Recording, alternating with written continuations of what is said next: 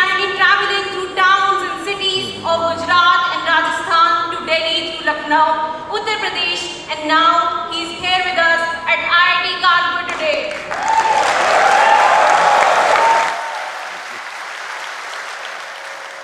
We hand over the stage to Varad, Shreya and Mutasil.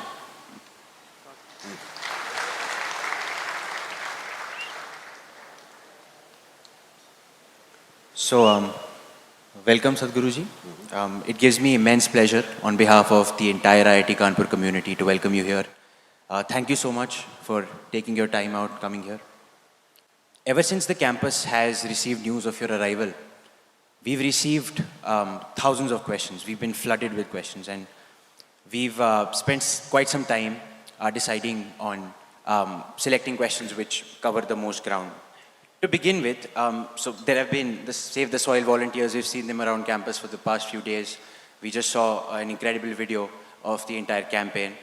And the fact that you're traveling 30,000 kilometers on the motorcycle across continents, through European winters, through Middle Eastern summers, I imagine it must be quite strenuous. I saw this video where there are people surrounding you and they're trying to touch your feet, and risky as well. So the question that came up was, in this era where there are avenues for mobilizing the youth through social media, through the internet, what is the significance of you physically taking a motorcycle, taking this risk, and riding 30,000 kilometers? Namaskaram. Well, last 30 years I've been talking about soil in its variety of ways. I've spoken to ministries, heads of state, various responsible people, youth. Everybody says, Sadhguru, this is fantastic, Sadhguru, this is great what you're saying, what you're doing, and then they go to sleep. So, I've been looking at what to do to wake up these people, because they are capable of sleeping through a war. Yes.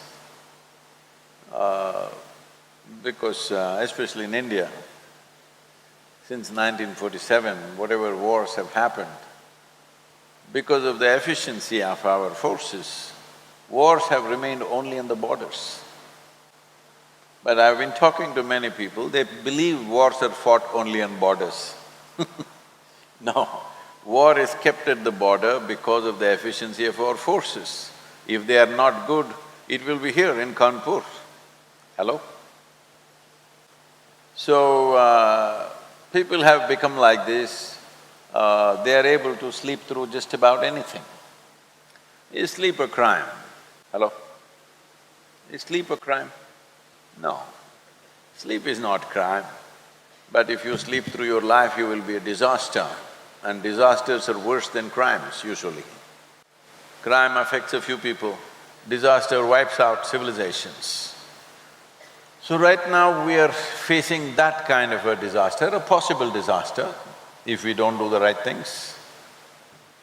And if we walk into it, many of us will not walk out of it, for sure. So it's extremely important that we mitigate the disaster, we turn back before we enter that disastrous space. So as I said, 30 years I've been talking about it, demonstrating it in so many ways with large-scale projects. All you get is silly questions. Even now, you're talking about 30,000 kilometers. How much carbon monoxide does your vehicle produce? This is a question they get. And they're going in the tuk-tuk auto rickshaw that produces 8 to 10 times more carbon dioxide than my motorcycle, which is Euro 6. All right. I'm saying this is the kind of silly conversations that will go on. So I thought I had to do something to wake them up. Can I walk 30,000 kilometers? I will die, for sure. If I cycle, most probably I'll die. Motorcycle, I could die, but I didn't. I could have. Then they don't understand. The people are even talking about, you're riding a luxurious motorcycle. The idiot has no idea what is two wheels. There is no luxury on a motorcycle. It's back-breaking, all right? But they think it is luxurious motorcycle, like this why I'm saying this is, I'm not concerned about these things, but unfortunately, this is the level of understanding people have. How do you wake them up? So if I drive a car, they won't wake up. If I fly around, they won't wake up. So I thought motorcycle is dangerous enough. It could kill me, but it didn't. So it's okay. So I had to choose that kind of a means which is dangerous, because I don't hold any office, I'm not a minister, I'm not a chief minister, I'm not a prime minister, I don't wear any military uniform or anything to have any kind of authority over anybody. The only thing is millions of people, they love and respect the hold for me. I thought I will challenge that by risking my life, because I put my life out there and they saw videos where it could be really risky. They haven't seen everything, it'll come out slowly, because people have no time to edit, they've been just simply shooting things. When they see that, they will realize that this was not a joke, this was not some joyride. This event right now in IIT Kanpur is my 532nd event from March 21st. I want you to imagine how many hours of work that is. When I'm riding, almost all the time, I'm talking to media, interviews, social media, influencers, all kinds of things. And when you're talking a serious subject and riding, trying to get to the next event all the time is not a joyride and it's terribly risky. So the idea of risking my life was, at least that should wake them up, and fortunately it has. Till today, over 2.5 billion people have spoken about soil since 21st of March, which has never happened in the history of this world. It's not happened, 2.5 billion people talking about soil. When I started in London, the day before I started, a lady journalist was interviewing me and said, "Sadhguru, why soil? Who will ever support you? Why are you choosing something so unromantic? At least fix the sky, you know? Do something, not soil. Who will ever be inspired by soil?" Well, people have been inspired by soil and 2.5 billion people have responded, 74 nations are on board, remaining nations are all looking at the policy. And in India, we have signed MOUs with all the states that we have passed through, Gujarat, Rajasthan, UP, and of course with the Prime Minister, the central government is moving in that direction. So right now, I have no doubt that the world will move in this direction. Right now, the concern is only the pace. At what pace will they move? So for the pace, this is why we're still continuing the journey. To keep the pace up, all of you should keep your voices up. If you keep your voices up, then the governments will put some gas into it, otherwise it will, it'll stall down here and there.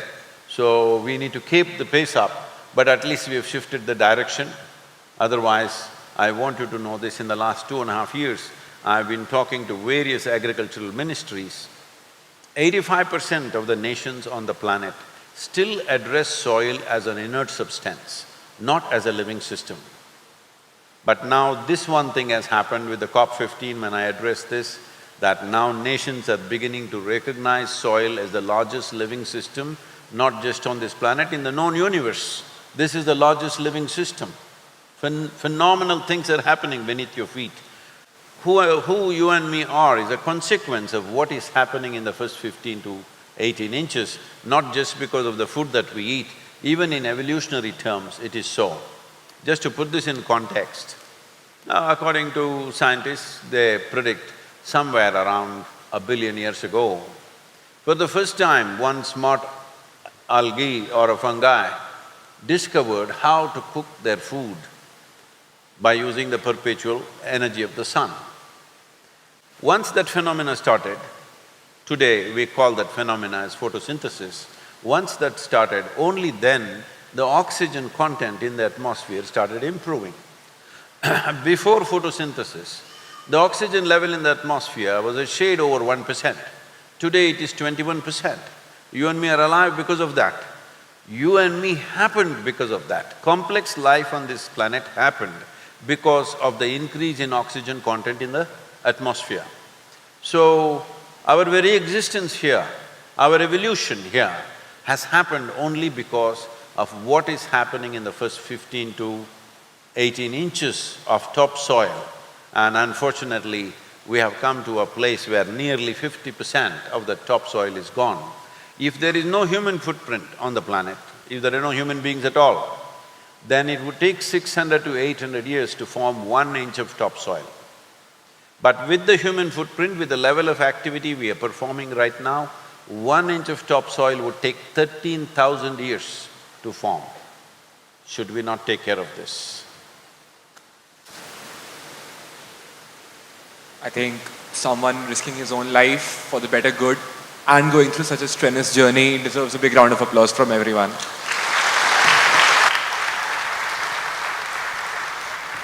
So my next question would be, the youth today is very aware about mental health and mental peace and also the problems related to it. But I think, especially seeing the students, when it comes to themselves, they kind of go into sort of denial. So I would quote an example. One of my friends, he was going through a very rough patch because of many academic reasons, personal and family issues as well. So some of my friends and I decided that let's just talk to him about it. And we did talk to him about it at length, and in the end we just said, we think it will be better for you if you consult a specialist or a therapist. But the moment we said it, he lashed out and got very offended.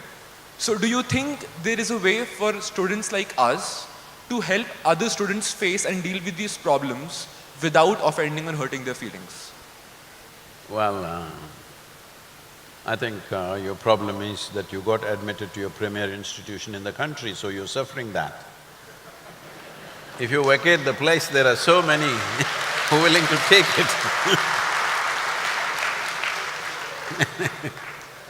If you quit, there are so many people willing to take your place in India.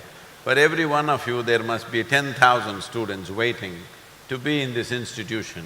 You shouldn't be complaining about any damn thing out here.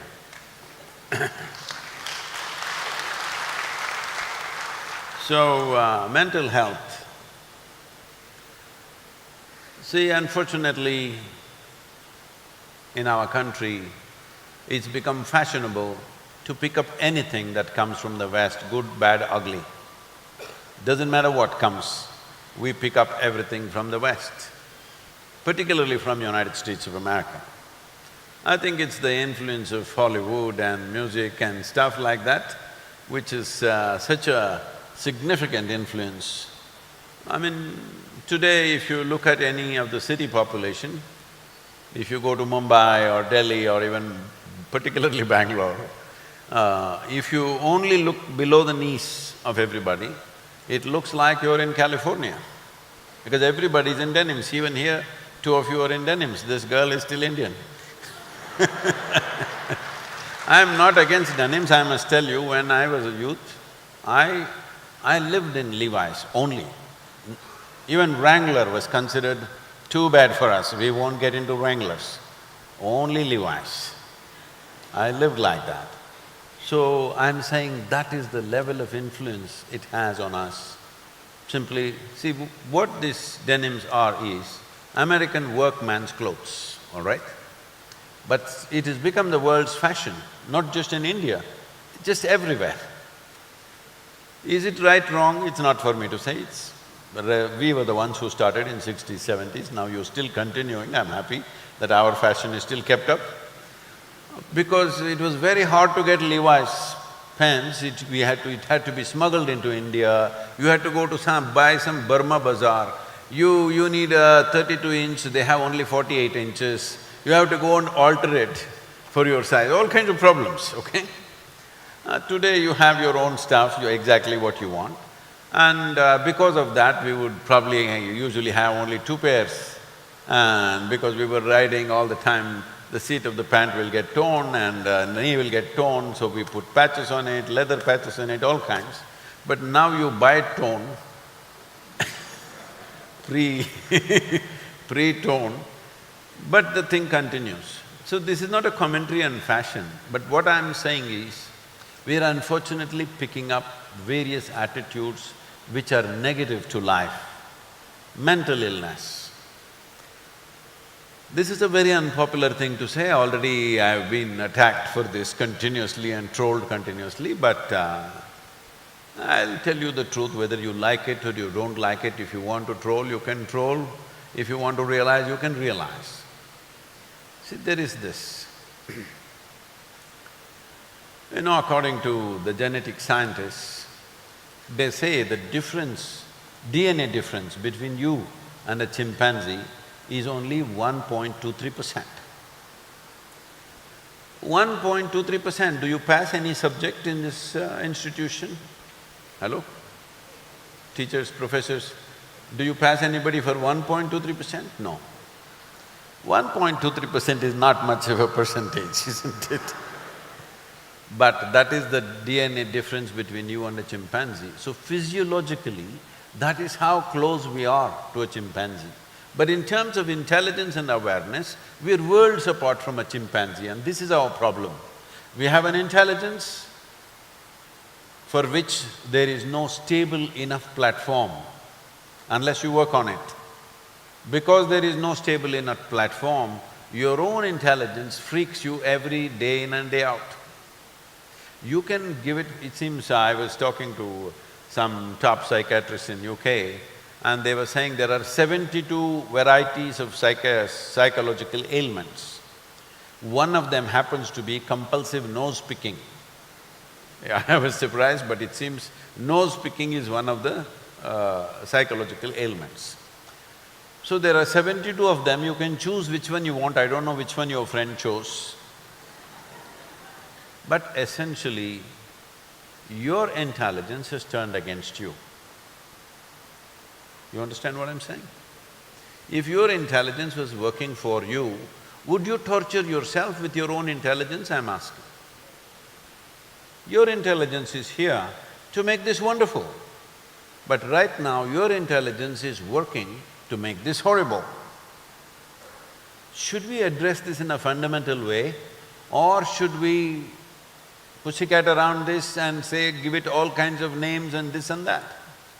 There are some people who are unfortunately pathologically ill, that's a different matter. Most other psychological ailments, if you are willing, only if you are willing. If you are willing, you can turn yourself around. But with both even physical and psychological ailments, lot of people like ailments because they get a lot of attention when they're not very well. But what is the use of that attention? You can live without such attention. Hello? See, this is developed from childhood. When you are a little boy, if you are happy and jumping all over the place, your parents will come and say, shut up, go to bed, read something. But if you're sitting in a corner, boo, boo, boo, boo, they'll hug you, kiss you and boo, boo, boo, what's happening to you? All this, you got the best attention. So somewhere deep inside you think being miserable is better than being joyful. For this you pay a whole price. This develops from a very early age in most homes and evolves into various other things. Situations will come in our lives in a way that we can't imagine many times. If only situations that you expect comes, you're not doing anything worthwhile. If you're doing something worthwhile, so many situations that you don't know how to handle will come to you. Every time a situation comes that you are little challenged by that situation, if you are going to internally break down, well, this life is not going to go very far. Doesn't matter whether we go as far as somebody else or not, but we must find full expression to what this is. It's very important. Because every life is aspiring to find fullest expression. This is not just about human beings. Whether it's an ant or an insect or an elephant or a mango tree, they're all striving to become full-fledged whatever they are. The same is true with the human being. But unfortunately, because once again coming back to education, right from kindergarten, school, they're telling you how you must be ahead of somebody else. It doesn't matter even if you're no good. You must be number one. If I must be number one, what should everybody else be? all must be below me. So my whole pleasure is everybody else is doing worse than me. This is sickness as far as I'm concerned, this is not well-being. So like this we have developed many things. Because of this, human beings suffer. The fragility of the mind and your own intelligence turning around and poking you. There are ways to turn this around. This land, this country, this culture is deeply invested in the inner well-being of the human being. And as today WHO is predicting a mental health illness or mental health pandemic, I'm sorry, mental health pandemic means, what a pandemic means is, if any one person here has something, a virus, all of us could get it. That's a pandemic. Mental health pandemic means every one of us is capable of going cuckoo right now. This is not a good world we're creating, because human being means you're the flower of evolution on this planet. You're the peak of the evolution, isn't it? Hello? You're on top of the world, but you're not experiencing life as top of the world. You feel crushed by your own intelligence. If you had the brain of an earthworm, you would be peaceful for sure. Hello? And you would be eco-friendly too. Now your problem is your intelligence. To give you this much cerebral capability, it took millions of years of evolution. Now you're complaining about it. No, you must learn to handle it, not complain about it. This is the greatest thing we have. This incredible sense of memory, fantastic sense of imagination, we can think about 10 different things at the same time. This is the capacity that we need to enjoy, because this is not just come like that. It is millions of years of R&D. Hello? Yes or no? Now, you're saying if I had half a brain, I would be fine. That is true. If you remove half your brain right now, you will be peaceful. It is unfortunately true. You know, everywhere today, even so-called spiritual leaders are going about saying, peace of mind is the ultimate goal of life. I'm asking you, like you talked about your friend, if today you want to enjoy your dinner, even if you're not ecstatic, at least you must be peaceful, isn't it? If you want to take a walk in the evening, even if you're not bursting with joy, at least you must be peaceful. If you want to enjoy the company of whoever is sitting next to you, even if you're not dripping love, at least you must be peaceful, yes or no? So I'm asking you, is peace a most fundamental requirement, or is it the ultimate goal of life? So when you talk about mental illnesses, you've lost this fundamental peace, that you cannot sit here with ease, something is going on within you. Well, it might have come to such a level of compulsion, you believe that you didn't cause it. It is like you throw a pebble and now it's become an avalanche. You can't believe you did it. But everything that happens within you, everything, your thought, your emotion, your chemistry, your health, your well-being, everything that happens within you is your fundamental responsibility. Hello? What happens around you, there may be many forces. What happens within you is 100% yours, isn't it? If you don't see that, you will never fix it. If you do not understand the way I am right now is entirely my responsibility, this is why this culture is significant, because this may be a little shocking for people, and again people will get me into controversies, which I don't want right now with Save Soil going on. But what can I do? What can I do? See, this is a godless country, you must understand this. This is the only nation and only culture on the planet. There is no one man sitting up there and managing your life. This is a culture where we always told you, your life is your karma. Karma means action, your action. You're doing physical action, psychological action, emotional action, energy action, you're doing something, and you're doing something wrong. If wrong results are coming, you're doing something wrong, maybe you're not aware of it. If somebody is saying nose picking is a ailment, Maybe your nose will bleed one day because of excessive picking. Hello? So if you say this is an ailment, well, anything can be an ailment. You can make anything into a sickness. Eating can be a disorder. Eating disorders are there, right? Somebody eats too much, somebody doesn't eat, somebody eats and pukes, all kinds of things. You're supposed to say, all this is right, this… everybody has a right to be sick. Of course, you have right to be sick, you have right to die. I know that. But life is about being healthy, exuberant, full-fledged, taking this life to its fullest possibility. That's what the life is longing for. What opinions you create in the society is different, but every life, human or otherwise, is longing to be full-fledged, isn't it so? Huh? Life wants fullness.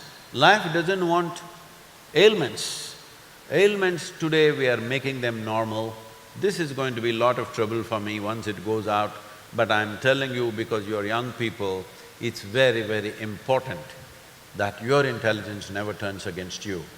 Once your intelligence turns against you, no force in the universe can help you, nothing can do anything to you, because once your thought, your emotion, your own intelligence, your own chemistry turns against you, there's really nothing to do.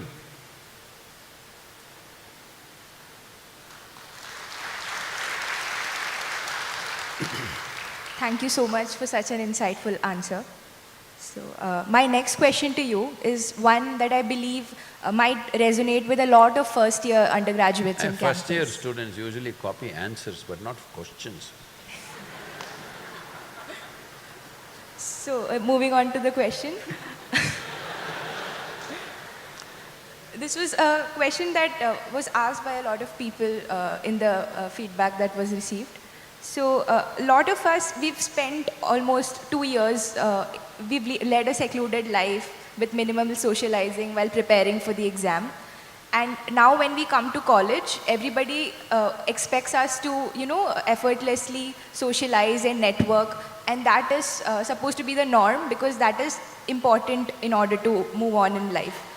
But if there is a person who is introverted and reserved, and it is not his or her natural personality trait to mingle with people, and he or she, for him, it is a major leap out of the comfort zone to, socialize. So should such a person make conscious efforts to network and socialize, or is it okay to be comfortable in one's own skin and be at peace with oneself and be happy with the personality that you possess? You used the word personality 3 times in this question. The word personality comes from the source word persona. Persona means, in the Greek drama, they would have a mask which is held with a handle like this. Now, let's say you're playing Ramayana. You're only Rama, you're only Sita, you're only Hanuman, you're only anything because there are no so many actors, there's just 3 of you but playing 25 roles. So you have a Rama mask, you hold that and talk like Rama. You have a Hanuman mask, hold that and talk like Hanuman. So this was the Greek drama. So these masks was called persona. So holding it on your face and playing that role and then keeping it down is perfectly fine. But if you held it on and it got stuck to your face and you became Hanuman, you can worship him, but that you don't want to be a Hanuman, isn't it? Hello? So if Hanuman mask got stuck to your face, then you don't like it. Right now, that's what you're saying. I have my own personality. I want you to understand, your personality is created by you. Whether you crafted it unconsciously or consciously is the only question. Maybe parts of it is conscious, parts of it is unconscious for most human beings. But how much of it is conscious will determine how much freedom you have, of which way you wish to be. So, do not first assume that personality is some God-given thing and it's stuck to you. You can change your persona whichever way you want, whichever way you want. I announce beforehand, 3 years later I'm going to change my personality, beware all of you who know me very well, be careful, because when I change my persona, don't think I've lost it. I'm going to change it, don't lose it, hang on tight, because when I change, you will think something has gone wrong and fall off. I warn them 2-3 years ahead of time. In spite of that, some people fall off because they think suddenly something has gone wrong. So if you look at my life, I've changed my personality many times, significantly, because the activity was different and I was pushing myself into a different level of activity. I needed a different persona and I crafted a new persona and became that. Now am I doing pretty well as a motorcyclist? For 32 years I had never ridden a motorcycle. Way back when I was young I did. For about 4.5 years I literally lived on a motorcycle, but after that I never got onto a motorcycle, nor did I even think of one. Now suddenly when we were doing this Kaveri calling and rally for rivers, somebody brought a motorcycle and said, "Sadhguru, you must ride." I thought, can I ride this damn thing after 32 years? Can I really ride a motorcycle? Then I went and sat on it, then I realized I haven't lost a day. So since then, I've been riding because the pandemic also came and they said you must do social distancing. The best way was to ride fast enough so that nobody's around you. So I kept social distancing, continuously riding across the world. So what I'm saying is, your persona or your personality should not be a concrete block. It must be a malleable thing. You can make it according to the situations. If your personality doesn't fit into a given situation, unnecessarily it'll get a beating, isn't it? Hello? It will naturally get a beating. If you try to put a square rod into a round hole, it'll get a beating, isn't it? Similarly, the other way around. So personality should be flexible. There is no such thing as, this is my personality. You practice one thing, tomorrow morning be a different person, okay? Till you come out. You wake up in the morning, till you come out and meet other people, you be what? Well, who is your favorite film star? Man? Shah Rukh Khan. Okay, from the time you wake up till you step out into the college, you be Shah Rukh Khan in your room, okay? Walk like him, talk like him, be that, do all the funny things that he does, okay? I'm saying you will see, flexible personality is a joy to carry. But if you're stuck-up personality, whatever kind it is, once it becomes like a fixed thing, personality becomes a straitjacket which will not allow you to move, which will take away your freedom without knowing what's happening. So let personality be something that you consciously carry. When situations demand a different personality, let's carry a different personality. There's nothing wrong with that. Shah Rukh Khan, is it okay?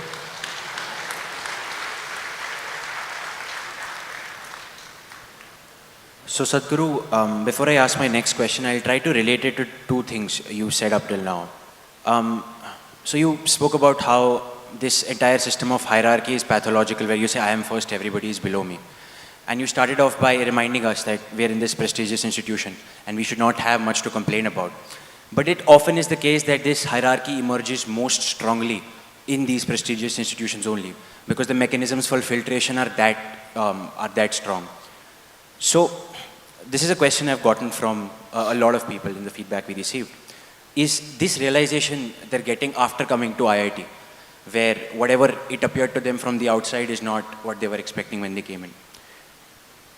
They feel so a lot of my friends, they go through this phase where they talk about how all their ambitions, ideas, ideals up till now have been borrowed from social conditioning, from their parents, etc. And my friend asked me this question and he summed it up this way. He said, I don't think there is anything I can call mine. And so the question, I think in brief, what the question I'm trying to ask is this, we have these cliches notions of a true calling, of this authentic self. So can you tell us what that would mean in a spiritual context and in the context of a youth today? See, this whole thing of calling, because now the calling in 21st century has been slightly tweaked by people because they feel a little embarrassed about the original calling. Calling essentially means God is calling and telling you what you should do. That's where the word comes from.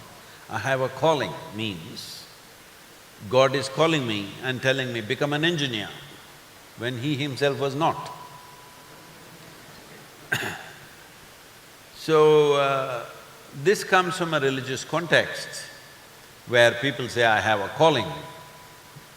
Once again, it's very foreign in the Indian context, but we have taken it up because today we have come to a place there is nothing specific that we can say Indian, it's gotten all mixed up. We are a kaleidoscope of many things.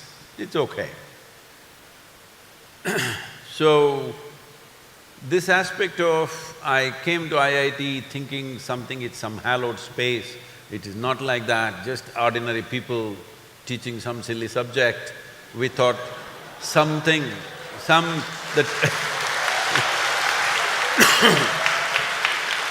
we thought the professors will come with a halo, but they don't even have hair. So this kind of disappointments are there. So I want you to understand this. See, if you were interested in engineering and you came here, you wouldn't feel this way. You were interested in a social stature and you came here, now you naturally are disappointed, you should be. Actually, there should be an ejection system in the first year, is there? Those who come with social callings, they're all ejected. If you genuinely wanted to become an engineer, engineering is fascinating for you, then you would find many ways to make your stay in IIT very interesting and growing process for yourself. But you came here thinking if you come here, the whole world will bow down to you. Well, such a thing did not happen, and I'm glad it's not happening, because just because you entered an institution or you fell out of one, if the world starts bowing down, that world will not go very far. If you become a great engineer, people will bow down to you, that's a different matter. So, I think entering any place for wrong reasons always gives you this thing. This happens with an institution, this happens with a job, this happens with marriage. Hello? Because you got into those things for wrong reasons. Out of your love for somebody, if it happens, then it would be different. You thought by this you will get something else, then you will be disappointed. The same thing with this institution. This institution did not drop down from heaven or something, this is human beings built it and offer reasonable standards, better than most other things that we built in the country. So, only if you want to become a good engineer, you're really passionate about becoming an engineer, engineering has fascinated you, then this would be a nice place. If engineering has not fascinated you, you're looking at social prestige and whatever else, I'm glad they're frustrating you. They should frustrate you even more, because for the wrong reasons we are doing things. So, about hierarchy, about filtration systems, see, the question is not about who is superior to whom. But at the same time, competence is one thing that you cannot ignore in the world. You cannot ignore competence. The moment you ignore competence, then it's a downhill society. So, in any given place, competence will be valued, competence will decide who sits where. I think we have to come to terms with it. But in the kindergarten school, you get 100, I get 99 and you're superior to me, this is a bad trend. But at this stage of your life, when you're trying to enter into a certain aspect of life, competence has to be identified. If competence is not identified and rewarded, then what is the point of life? It will be like that. This doesn't mean others have to be treated badly. Maybe there is somebody here who is in engineering college, but they would have made a good chef, maybe they would have made a good musician, they're just in the wrong place. They should volunteer in the kitchen and they may find their calling. So I'm saying, not everybody may have competence for a certain subject. But the problem of education is, we have millions and millions of youth like you, we have to put them into something. We don't have million subjects, we only have that many subjects. So we put all these millions into those subjects, whether it is you're enjoying it or it's painful for you, it doesn't matter, we're putting you through the same extruder because that's all there is. We still have not been able to create that kind of education where each one will be nurtured according to their competence. There are only certain number of extruders, we have to push you through that. In an institution like this, there is little more room for maneuvering compared to other institutions where it is simply one thing to do. But is this a perfect place? I don't think so. And I don't think there's any perfect place. You know, this is not just here, always people are coming. If people come to Isha Yoga Center for 2 days, people come and say, Sadhguru, this is like heaven. I said, don't ever say this. I don't know how that place is managed. Here, we are taking a lot of pains to manage this well. All right? I don't know how that place is managed, because I see wherever they say it is a place of God, it is pretty badly managed all around the place. So I don't say this is heaven, this is Isha Yoga Center. We are proud the way it is because we take enormous care to keep it the way it is. Even here, because we are a volunteer organization, you are here compulsively, right? We are a volunteer organization, everybody is there by choice, but they'll come and say, Sadhguru, I can't work with this guy, he's horrible, oh, she's terrible, I can't even look at her face, like this, every day.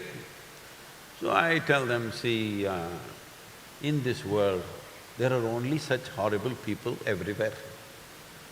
If what you're doing is very significant, if you realize what you're doing is significant, learn to work with all these horrible people. If you want to work with perfect human beings, you must go to heaven and today. Yes. So all of you should understand, if IIT Kanpur is turning out to be a bad place, it's a very good training place for you to enter the world.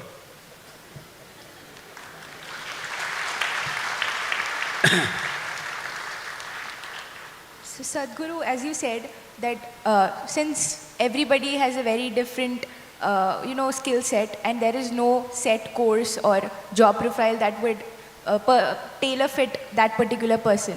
So what if, driven by ambition, a person starts pursuing a particular course or job and then midway there is a certain setback. And because all our life we've been taught that we should persevere through challenges and reach to the end of the goal. But at certain point, that setback was supposed to be a cue for us to realize that maybe that goal is not for us. Maybe we are better fit for some other, achievement or goal that we must pursue. But just because the concept of persevering through challenges… What is the best thing to do in life? Yeah, like how do we realize when is the right time to quit what we're doing and look for something new to do? Essentially, what's the best thing to do in life? Yeah. There is no best thing in life. Every damn thing is painful. It is just that it is just that if you realize even a small thing that you do, if you put a larger vision to that, it'll become very significant. Once something is significant, there is a certain joy in fulfilling that. Is that the best thing? No. If you put your heart into something, it'll become a great thing to do. But is that the best thing? No. Don't ever look for anything the best. Who is the best person? What is the best thing to do? What is the best thing to study? There is no the best thing. There is no such thing. Where you put your heart, it's a great thing. It's wonderful to be doing that. But is it the best thing? No. It is not the best thing. What is the best thing to do in this institution? What is the best thing to do? To study is the best thing, to teach is the best thing, to cook food is the best thing, to clean the toilet is the best thing. Tell me which one is the best thing. If any one of those things are not done well, everybody suffers, isn't it? So, if you put your heart and soul into what you're doing, it'll become a great thing for you to do. But if you start looking for what is the best thing, you will never find it. Can I tell you a joke because this is becoming serious? On a certain day, a lady entered a butcher's shop and all these chicken were hanging, upside down, dressed. See, for the chicken, their feathers are their dress. We rip it off and say the chicken is dressed for some reason. We take off their dress and we say they're dressed. All right. They're dead, of course. Dead chicken hanging upside down. So the lady went, lifted one leg of the chicken and smelled like this and wrinkled her nose. Then another wing of the chicken wrinkled her nose like this. She was going from chicken to chicken. And it was having an impact on the other customers. So the butcher saw that it is having effect on the other customers, so he went and tapped her on the shoulder. She looked at him and said, "What?" He asked, "Ma'am, could you pass a test like that?"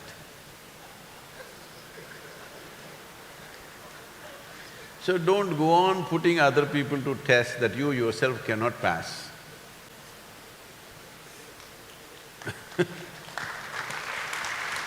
Hey, what happened? Up there you're not getting the jokes, you're in heaven or what? You need to belong to the earth.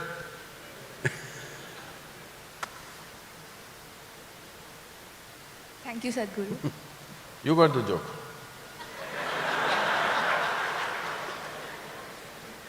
So the next question is this is a very popular question. Many variants of this question came in the form as well, and I think students not only in this college but all over the colleges want to have an answer to this question, though it scares me to ask this. College students of our age do involve themselves in the consumption of marijuana, though it is illegal. And that doesn't seem to affect them that it is illegal. But if it is legalized, there would have been more factual data available on its consumption, who is consuming it, in what amounts, when, what frequency, what age. Plus, it would be a better revenue source for the government as well. And many states in the United States as well have legalized the consumption of marijuana. So, do you think marijuana as a drug should be legalized in India?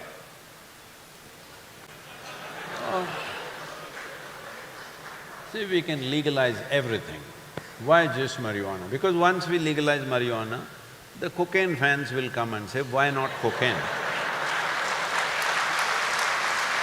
There are others, there are those MDX people, they will ask for that.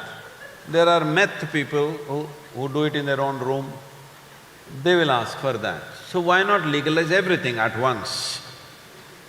What is the problem? No problem. It is just that, as I already mentioned, if you pay attention, you would see an ant is striving all his life to be full-fledged ant. A mango tree is striving all its life to be a full-fledged mango tree.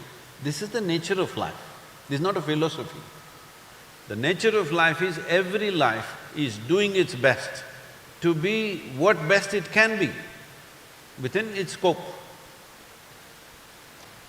But if you're talking about intoxication, it doesn't matter, I'm not even looking at whether it's legal or illegal, whatever it is, whether it's alcohol, marijuana, this one, that one.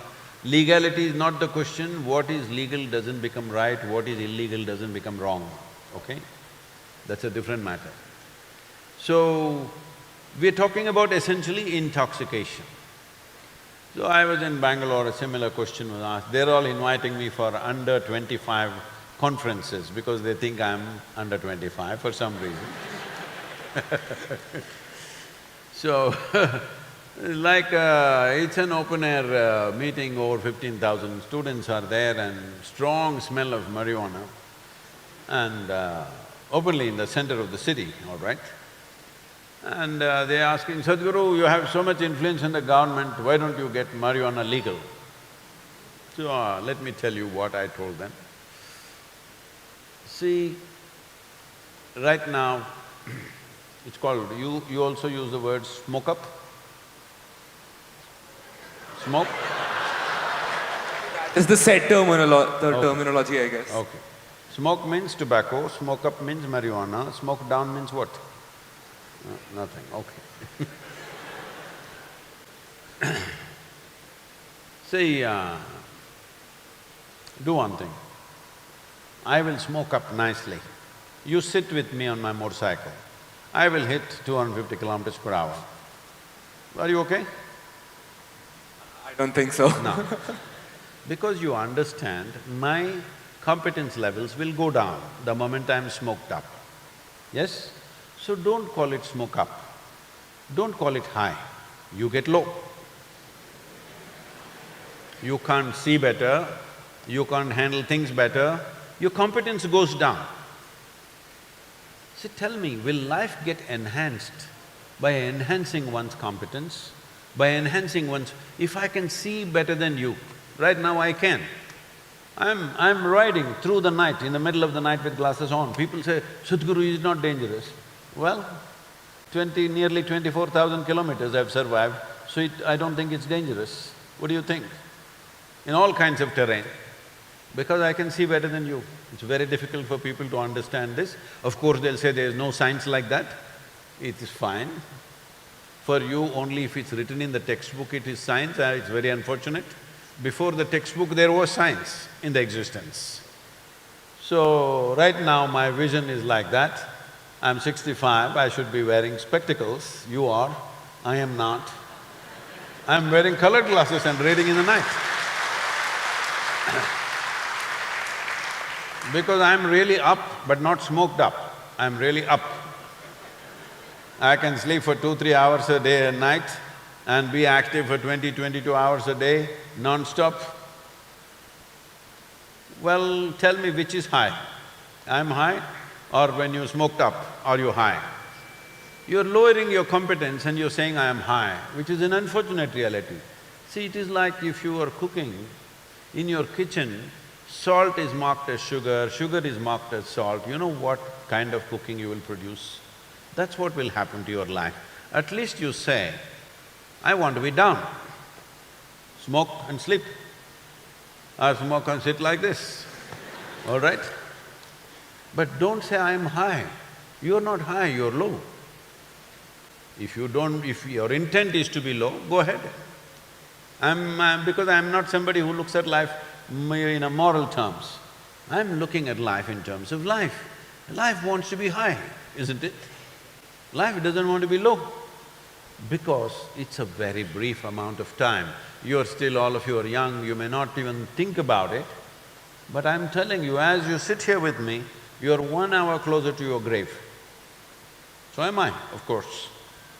Yes or no? Time is ticking away for all of us. If you're conscious that life is such a brief happening, do you want to be intoxicated or do you want to be invigorated? Which way is it? It's your choice. Legal, illegal, doesn't matter.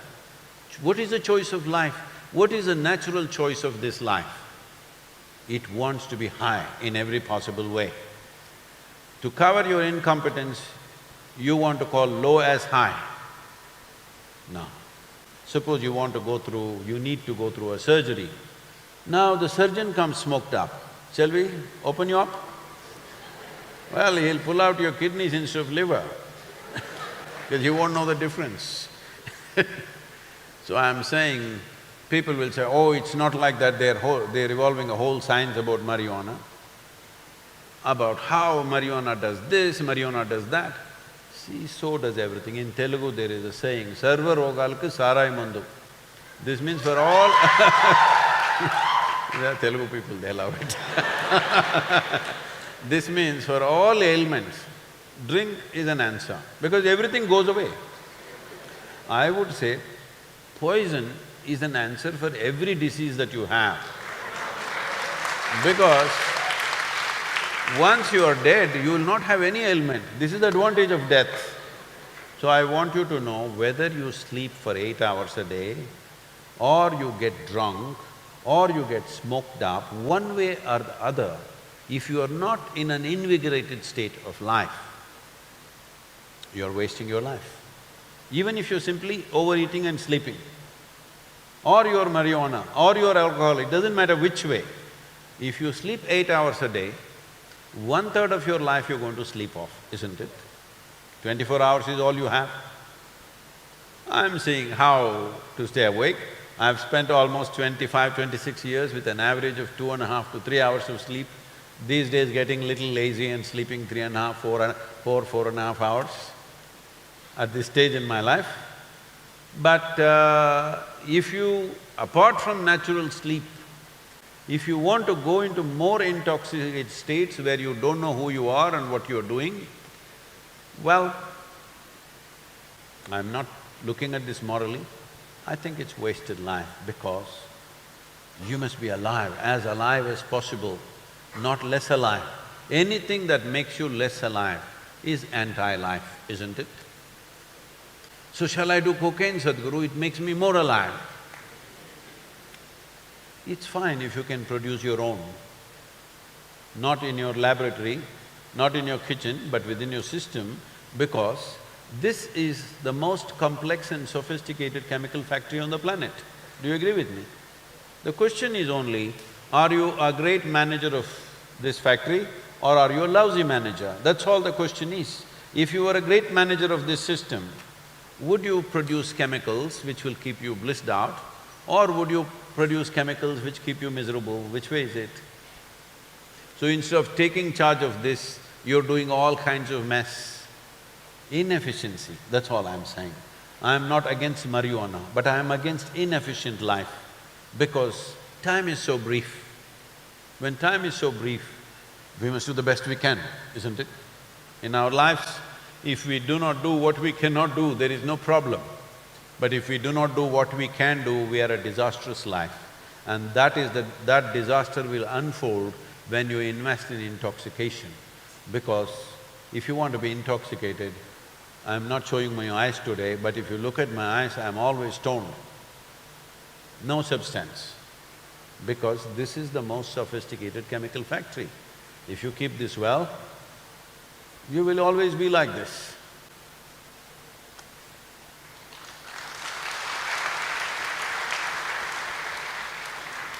So Sadhguru, one more question and then we'll open the floor to the audience. So, the next question was originally about vegetarianism, but I think we can relate it to global movements like Save Soil or global warming, climate change.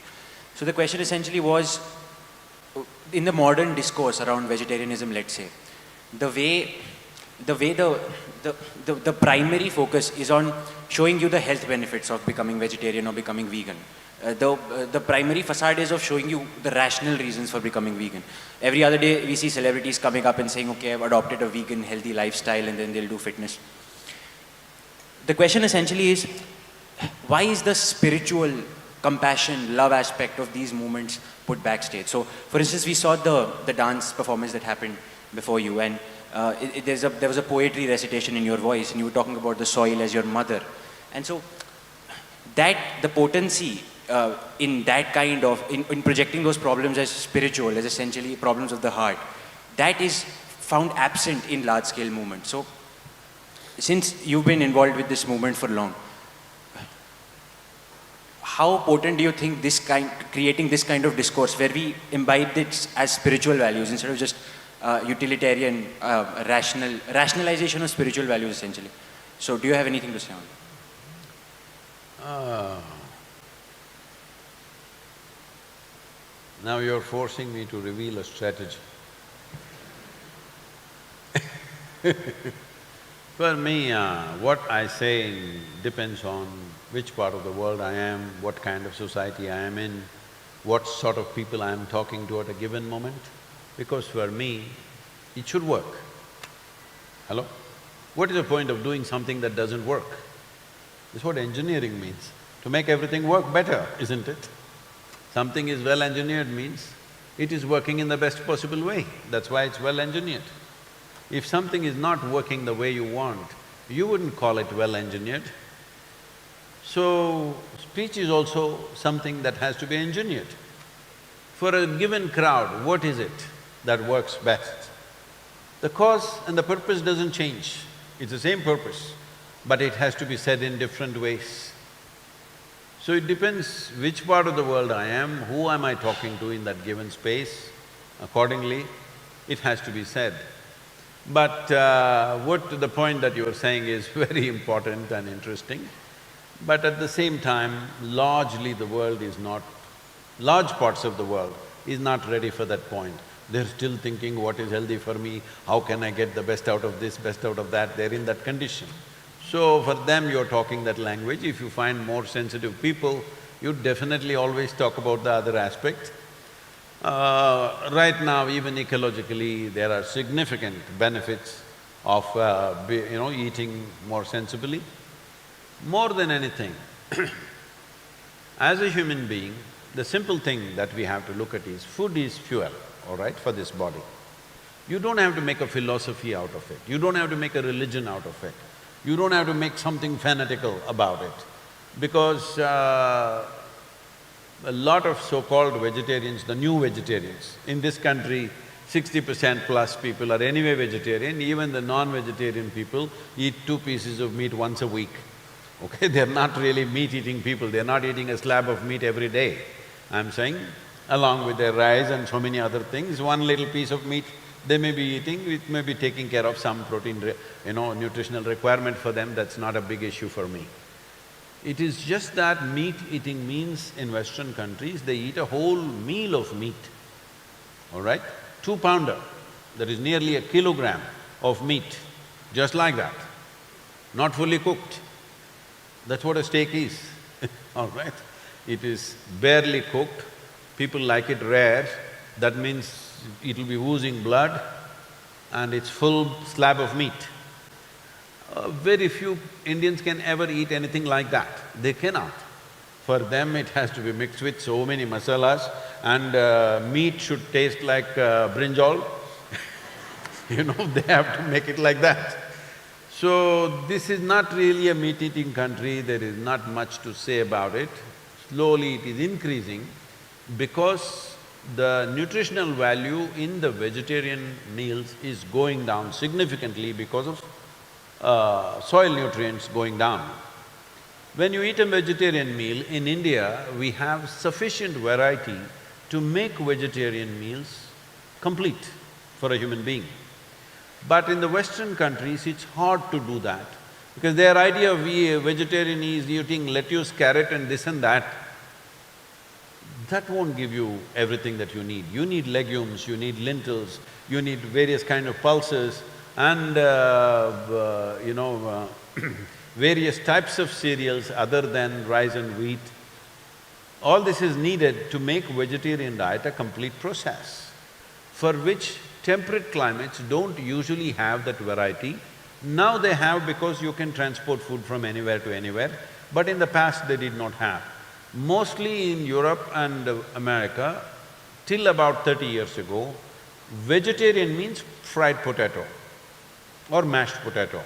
There's really no other vegetable, that's how it was. Vegetarian meal means largely potato, otherwise meat and potato was the way it went. It's only now all these things are available in superstores and everything. So they are going vegetarian now and they're very excited about it. It's nice that they're getting excited about it because that excitement has many ecological benefits for the world and other creatures. It is definitely for whatever purpose, see, it doesn't matter for what purpose I did not cut your throat, it doesn't matter. I didn't cut your throat, that matters to you, isn't it? Hello? Whether I did it out of my spiritual well-being or I didn't see you, it doesn't matter. I didn't cut your throat, that matters to you as a life. So for all those lives, it doesn't matter for what reason these people did not cut them up, because on a daily basis, about 200 million animals are being slaughtered per day. So, for whatever reason, if you did not eat today, today is Mahatma Gandhi's Jayanti, you did not eat, all the animals are saying, woof, Mahatma Gandhi, Zindabad. Today is Mahavir Jayanti, so you did not cut. Everybody is saying Mahavir Zindabad. Not one or two, 200 million creatures. So for an animal, for a life, it doesn't matter for what intentions you did. For you, it makes a difference. Whether out of your own self-interest, what is healthy, you did not do it, or out of your love and compassion, you did not do it, makes a difference for you. But for the animal, you didn't cut it, that's all that matters. For what reason you did not, it doesn't matter. So this is definitely a more sensitive way of doing things. But is the world ready for such sensitivity? There are question marks.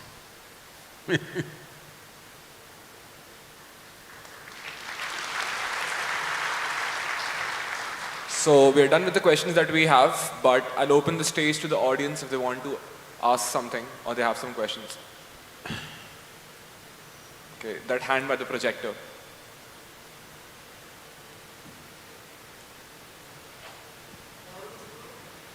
Microphone, microphone.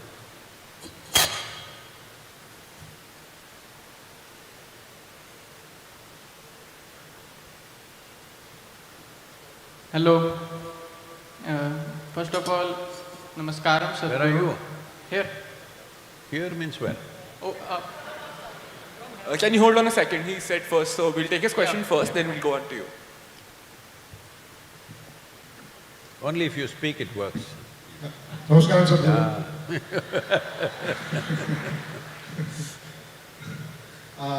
Sadhguru, this is on more on the spiritual side. At this juncture, when I'm 32 years old, there are a lot of hindrances which stop me from going inside or, on the personal journey to go forward. So I really want to ask, what stops us from being the fullest of life that we want to be?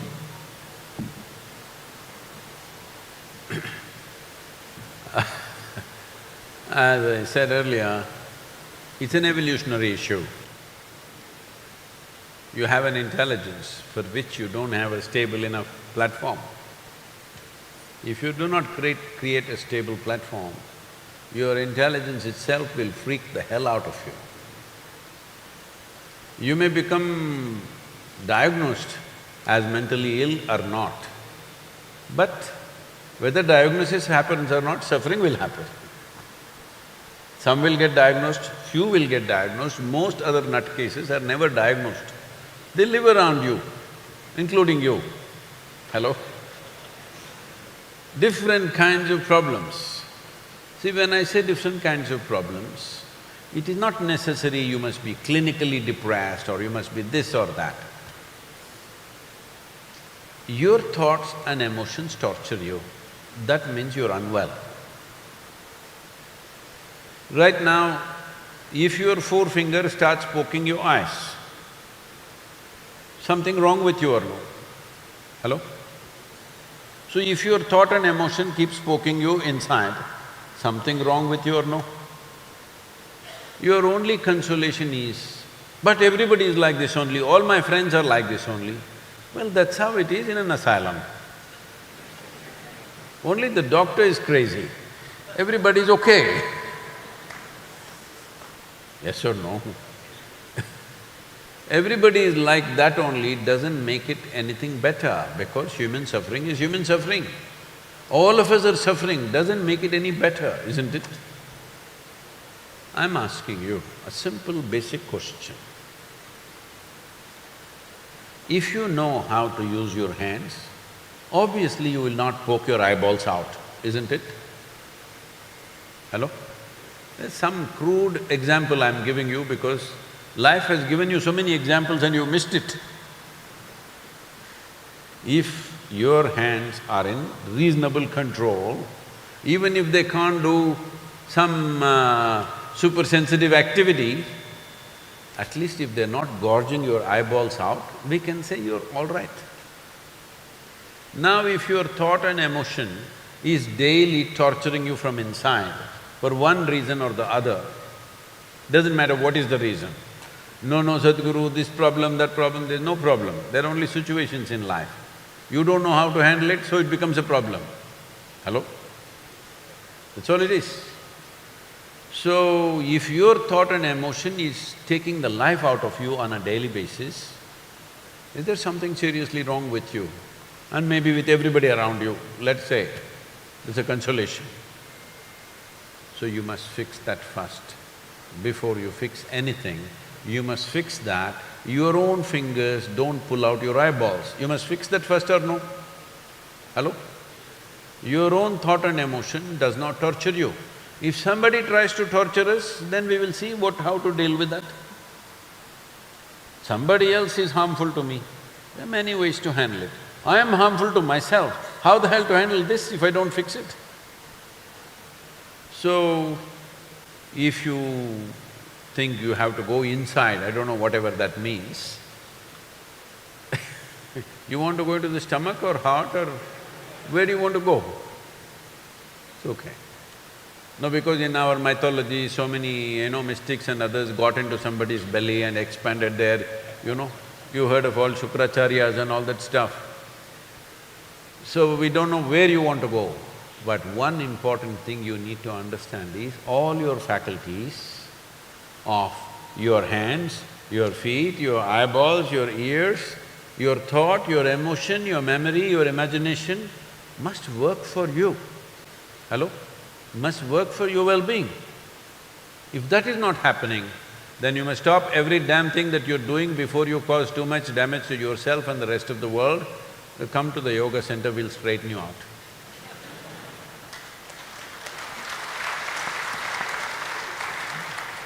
I think the next question was from the upper part of the auditorium.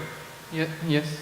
So I wanted to ask, after I am a Y21, means this is my first year. So after coming to the campus, after 1 month, so actually the place I am from originally, I used to practice a spiritual things that you teach on YouTube and all other things like that, the chakras and jagran. But coming here, I start to lose it gradually. Like a time ago, it was like, how should I continue it? And now I'm at a stage that why should I continue it if someone is getting good marks or something more successful without doing these things? Why not? He was doing something with his wheels, is that what he was saying? Was he doing something with his wheels? He said something, chakras he was doing? Yes, you said… No, I have never said anything like that. No. I never told you to do any wheel alignment. No, I didn't say about wheels. So, means spiritual processes which I forgot, or should I continue, and how in this environment there is no such motivation, so how to continue? Motivation means what? Everybody should come and clap every day when you're doing the practice? See, if something has worked for you, you would have kept it anyway. If you're doing it because you think it's something great, those things will fade away. If something is genuinely working for you, will you stop it?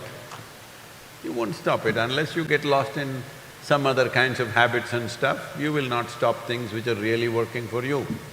So I don't know what wheel stuff you were doing.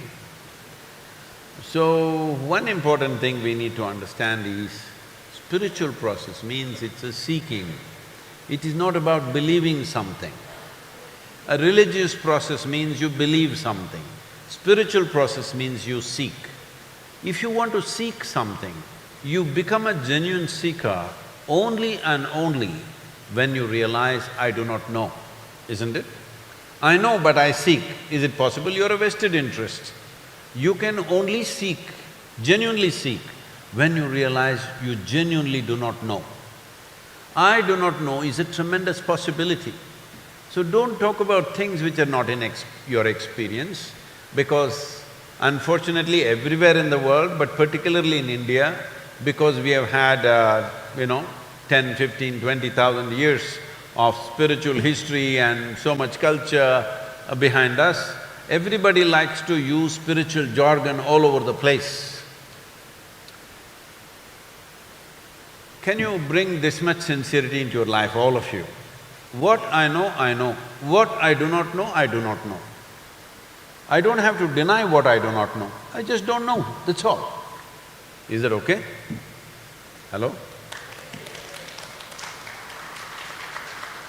So I think we have time for just one more question. No. Only the professors are clapping, I'm worried about this. What I do not know means only professors are clapping, all the students are sitting like this. There is something wrong here.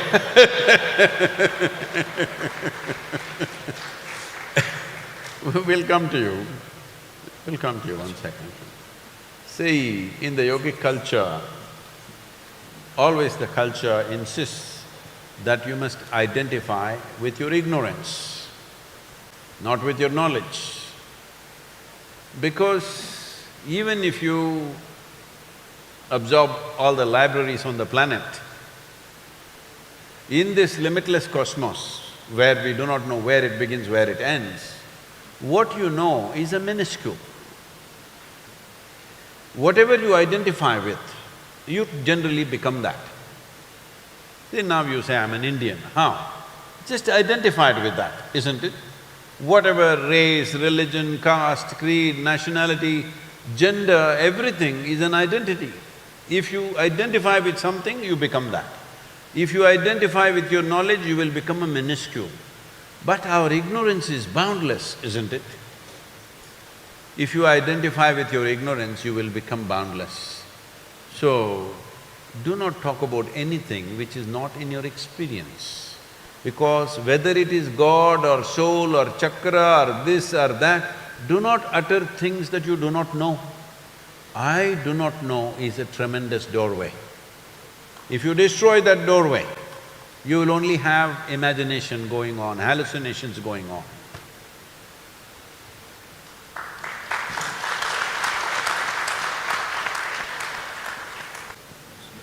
Sadhguru, I am a teacher here, and we are told about the utopian Guru-Shishya parampara of the past. And what is happening today in the society is I'm feeling more and more as if I'm a service provider. It's like a 4G package of a mobile telephone, the society is only interested that the 4G should continue. What you're doing with that 4G, nobody is bothered. So it is exactly like that, So, as a teacher… You must be careful, 5G is already… 5G, yeah, okay, so… I still have the older one. So anyway, so the idea is that, as a teacher, you feel pained to be branded as a service provider. Or at least we get a feeling more and more, and everybody says, that 50 years back it was like this, today it's degraded. And we feel every day we are made to feel that we are service providers. So should we worry about it as a society, as a reflection of, somebody who is guiding the youth?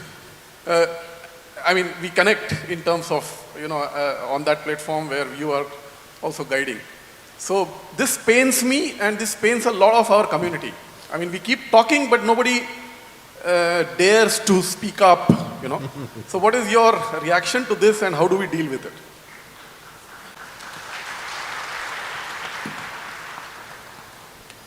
See, if your intent is only to deliver a certain amount of information, you must be worried because your job will not exist for too long, the way it's been defined right now. For this, one important thing is the basic mistake our education systems have done, the modern education systems, which are largely of European origin. It may be done in so many styles, but essentially our education system is European in origin, which is valuing information more than attention. We are misunderstanding a bunch of information as human attention. With information, you can be smarter than the person who is sitting next to you. If you know 10 things and he knows 5 things, you are smarter than him. But your phone may know 25 things. That's why you call him a smartphone. So you call somebody smarter or you call somebody smart only if they're smarter than you, isn't it? The moment you say, I have a smartphone, you are admitting that your phone is smarter than you because your entire idea of intelligence has come down to information. Memory. Your examinations are all about memory. I don't know how IIT examinations are done, but generally the school education is all about memory. My phone has 100 times more memory than I can think of, all right? So does it become smarter than me? No, it has more information, but today we have converted education in this direction that it's all about information. If it's all about information, human teachers should go out of vogue in the next 10 years' time. It doesn't mean anything to have them, because information is more reliable when it's in its digital platforms. Human beings can always fudge information, not necessarily by intent. It can happen. When you're saying 10 things, one thing may get mixed up. So for delivering information, you don't need a human being. For delivering inspiration, you need a human being. For delivering insight, you need a human being. For enhancing human attention, you need a human being. If you switch to that role, you will always be relevant. You will become more and more relevant as machines take over information business. And definitely machines should take over information business because it's just waste of time, waste of brain power just storing information in your head. I go around with a totally empty space in my head, I have no information anywhere in me. People ask me, Sadhguru, what are you doing, what are you thinking when you're writing? I'm not thinking a damn thing, I'm just writing. Most of the time I'm like this, I'm not thinking anything. Why should I be thinking something? Because thinking means you're just recycling the data that you already have. I'm already bored with the past, why will I be going on recirculating the same thing when life is exploding in front of me in every possible way? Life will explode in front of you only if you pay enough attention. If your attention is superficial, there is nothing interesting happening here. If your attention is keen, there are fantastic things happening all the time, because that's the nature of creation. So this transition from human attention to information is a big downfall for human intelligence. It is important now that machines are taking over memory and information business, it's important that we gear human beings towards keener sense of attention, because without attention, no door in the universe shall open for you ever.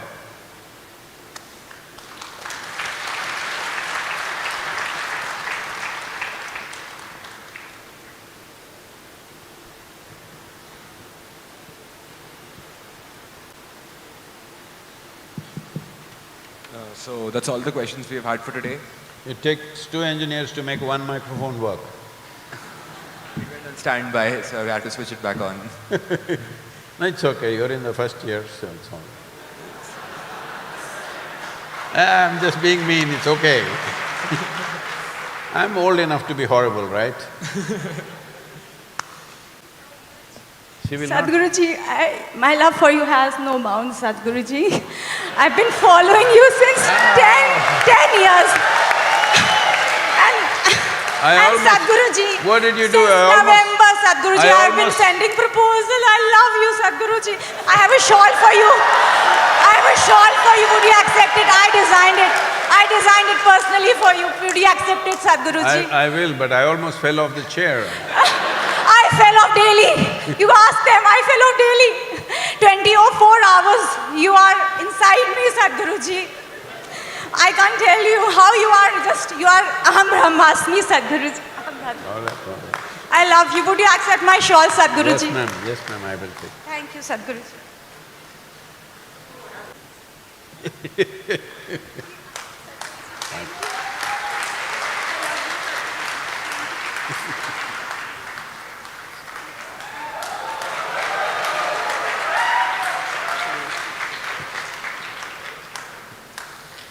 you, Sadhguruji, for enlightening words. Indeed, we will do our part in the hashtag Save Soil movement, especially by raising our voice on social media with the hashtag Save Soil. This Save Soil movement is, as the girl already spoke about this, but I want you to know this and remember this, that this is not a one-day's flirtation. This must become a lifelong love affair. This is not in resentment, this is not in anger, this is not a protest, this is not an agitation. This is an expression of our love and responsibility for the life that we are, the life that's around us, and the life that should be beyond us. Thank you very much for having me here. Body is soil. My body, your body, everybody is just soil body.